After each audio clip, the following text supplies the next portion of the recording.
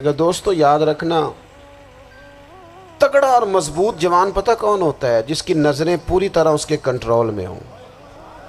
یہ علامت جوانی ہے۔ جس آدمی کا پوری طرح، دو لوگ دنیا میں کبھی کوئی کارنامہ سر انجام نہیں دے سکتے، ایک جو حرام کھاتا ہو، ایک جس کی نظر ناپاک ہو۔ محمد بن قاسم جب یہاں آئے تھے نا، تو ایک دن بڑے پریشان تھے، تو ایک بزرگ کہنے لگے آپ کیوں پریشان ہیں؟ کہنے لگے راجہ دہر سے مقابلہ ہے اور ہماری فوج تو سندھ کے رستے بھی نہیں جانتی، زبان بھی نہیں جانتی، لڑیں گے کیسے؟ 2-4 دن کے بعد ان بزرگوں کی دوبارہ محمد بن قاسم سے ملاقات ہوئی تو بڑے خوش تھے۔ کہا اب آپ کیوں خوش ہیں؟ کہنے لگے وہ میرا مقابلہ نہیں کر سکتا، میں نے تحقیق کر لی ہے۔ کہا کیوں؟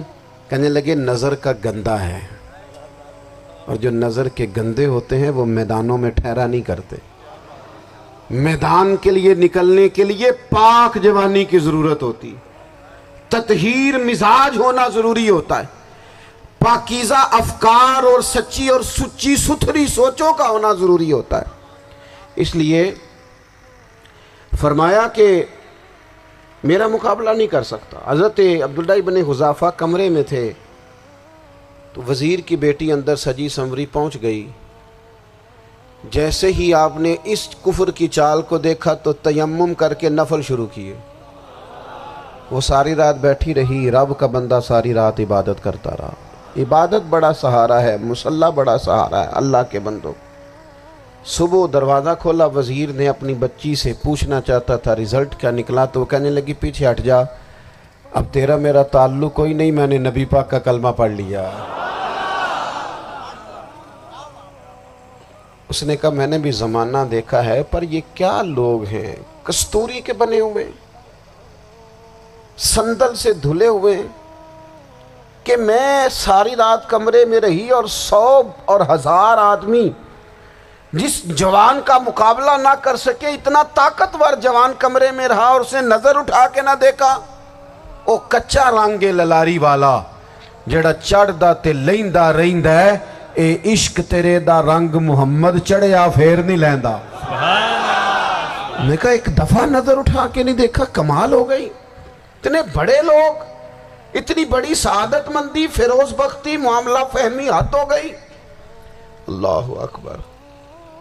دوستو بادشاہ جب پوری طرح ہار گیا نا، اس نے کہا مار دو۔ تیل گرم کیا ایک کڑاہی میں، اور جب آپ کو اس میں ڈالنے لگے تو آپ کی آنکھوں میں آنسو آ گئے۔ بادشاہ کا خیال ہوا شاید نرم ہو گئے ہیں، کہنے لگا روئے کیوں؟ فرمانے لگے سوچتا ہوں جان ہی ایک ہے، کتنا مزہ ہے اس کی راہ میں جان دینے کا، کتنی لذت ہے اس کے نام پر مرنے میں، کتنا لطف ہے۔ جے تو چڑھیا اتے دار بھی نہیں، تے جے تو وکیا عشق بازار بھی نہیں، تے ایڈا سستا سودا پیار بھی نہیں، تے ایڈا سستا لبدا یار بھی نہیں۔ کئی جنگل گانے پیندے نہیں، کئی دوزخ لنگنے پیندے نہیں، جے وہ اس ملوں بھی مل جاوے، ایدوں سستا ہور بپار بھی نہیں۔ تے کچھ سمجھ نہ آوے لوکانوں وہ کادے نال شہید کرے، ڈٹھی یار دے ہاتھ تلوار بھی نہیں، پر او دا خالی جاندہ وار بھی نہیں۔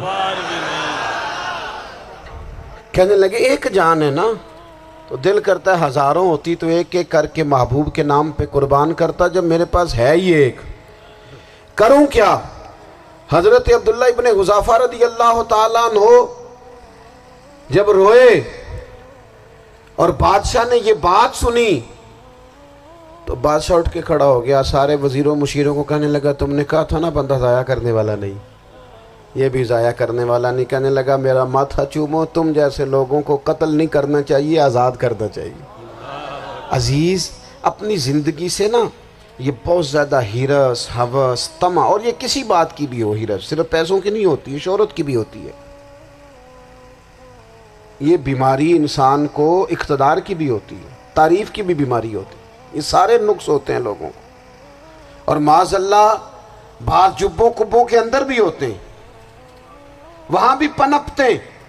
اپنی زندگی جب تک اس سادگی میں نہیں لاؤ گے جو رسول پاک نے عطا فرمائی ہے، جب لوگ آسانیوں میں پوری طرح الجھ گئے تو پھر وہ دور ہوئے اور کفر چڑھ گیا۔ دوسری بات، اللہ کے محبوب صلی اللہ تعالی علیہ وسلم کی محبت ہم سے تقاضا کرتی ہے کہ ہم اس مشن کے لیے کام کریں جس مشن کے لیے رسول پاک نے کام فرمایا ہے۔ ہم سارے کام بڑے مضبوطی سے، سوچ سمجھ کے، تدبر سے، حکمت سے، تقاضوں کو مد نظر رکھتے ہوئے کرتے ہیں سارے کام۔ دین کے کام میں ہمارا مزاج نہیں ہوتا، او ہو جائے گا جی، آپ بسم اللہ پڑھیں جی، شروع کریں جی۔ آپ تقاضوں کو سمجھیں، چیزوں کو دبائیں نہیں، چیزوں پر غور کریں۔ کسی کے ذہن کی سطح پر سوال ابھرتا ہے، اس کا تسلی بخش جواب دیں۔ اپنی زندگی میں دین کے کام کے لیے اپنے آپ کو وقف کریں، اور دین کے کام کے بہت سارے پہلو ہیں۔ ہزاروں لوگوں کو قرآن پاک ٹھیک پڑھنا نہیں آتا، ہزارہ لوگ ہیں جو قرآن مجید کے مطالب سے آگاہ نہیں ہیں، دین کی بنیادی ضروریات سے لوگ نابلد ہیں۔ میں آپ کو کس طرح یہ بات سمجھاؤں کہ ہزاروں کی تعداد میں طلاقیں اس لیے ہوتی ہیں کہ مردوں کو طلاق کے مسئلے نہیں آتے، انہیں پتہ نہیں ہے کہ مجھے حقوق زوجین کے معاملے میں کیسے چلنا۔ ڈھیر سارے گھروں میں تباہی اس لیے ہے کہ تربیت اولاد کا دینی منہج ہمیں نہیں پتا۔ اپنا حصہ ملائیں دین کے کام میں۔ ایک آدمی کو اگر تو نمازی کرنے میں کامیاب ہو گیا، تیری زندگی بدل گئی۔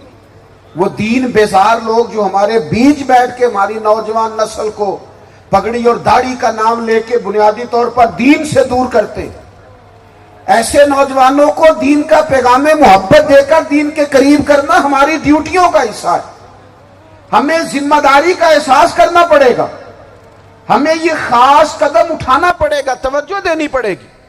مساجد، مدارس، میں آپ سے عرض کروں، اتنی ڈٹ کے مخالفت ہوتی ہے نا مدرسوں کی، اتنی ڈٹ کے۔ میں ادارہ چلاتا ہوں، اس کے چلانے میں جو مشکلات ہیں وہ تو ہم بتا نہیں سکتے آپ کو، اس لیے کہ میری قوم، میرا اس قوم سے تعلق ہے جو نعت خواں امیر کرنا چاہتی ہے، مدرسے نہیں۔ ہاں، نقیب خطیب پیدا کرنا چاہتی ہے، شعر و شاعری کی زندگی کو پروان چڑھانا چاہتی ہے۔ فقط ہمارا ان لوگوں سے تعلق ہے جو لاکھوں کروڑوں روپیہ محافل پہ لگائیں گے، اور قاری صاحب بیچارے اگر مسجد کا کوئی ہونے والا کام کسی وقت بتا دیں گے تو وہ بڑی مشکل آ جائے گی ان کے لیے۔ یہ کیسے ہو سکتا ہے، آپ نے یہ ڈیوٹی بتا دی۔ مدارس، اور جتنا اہم رول دین کو پھیلانے میں مدارس اسلامیہ کا ہے، اتنی زبردست، لوگوں کا خیال ہوتا ہے میری طرح کے لوگ شاید کام کرتے ہیں، ڈیوٹی کرتے ہیں۔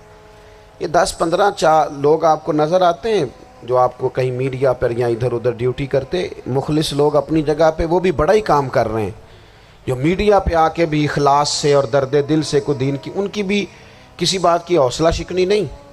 لیکن ہزارہ اساتذہ جو مدارس میں بیٹھ کے پڑھاتے ہیں، جنہوں نے وہ سارے لوگ تیار، آپ سمجھ نہیں سکتے کتنا بڑا کام۔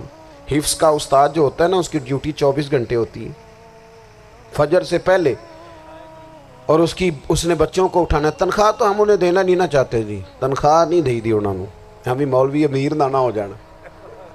مولوی نو تے سوٹ بھی 27ویں والی رات دے ہے تاکہ کدھر سوان کے عید والے دن پا نہ لوے، چونکہ 27ویں تو بات تے درزی پھڑتا ہی کوئی نہیں، کیوں حضرت؟ ایسے ہی ہے نا، اس وقت تو نہیں نہ لیتا۔ تو ہم چاہتے ہیں مولوی ہماری مرضی کے ہماری طرح کا سوٹ نہ پہن لے۔ مدارس کی مضبوطی، آپ یہ دیکھ لیں، یہ صلاح الدین ایوبی کا تعلق بھلا کس چیز سے تھا؟